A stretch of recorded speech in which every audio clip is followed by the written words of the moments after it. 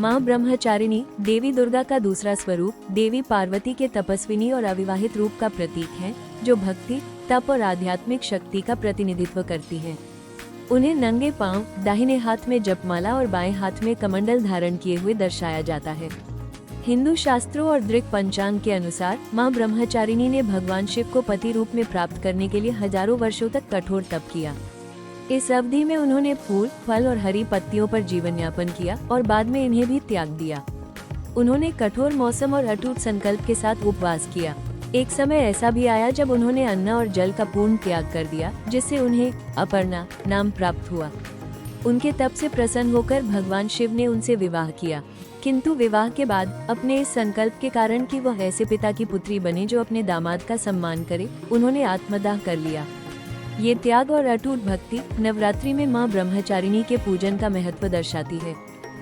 लाल आज का पवित्र रंग है, जो साहस, एकाग्रता और ऊर्जा का प्रतीक है। इस दिन के अनुष्ठानों में लाल फूलों, चीनी, फलों के साथ पूजा करना और ओम देवी ब्रह्मचारिण्यै नमः का जप करना शामिल है, जिससे आशीर्वाद प्राप्त होते हैं। माँ ब्रह्मचारिणी की उपासना से इच्छाशक्ति मजबूत होती है, संदेह दूर होते हैं और आध्यात्मिक प्रगति में सहायक होती है। पूजा और आरती। इस अनुष्ठान में सफेद फूल, चीनी, फल और पवित्र जल अर्पित किया जाता है।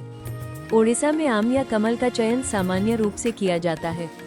अखंड ज्योति, निरंतर दीप, घी या तेल का दीपक जलाकर 9 रातों तक निरंतर प्रज्वलित रखा जाता है, जिसे अटूट श्रद्धा का प्रतीक माना जाता है।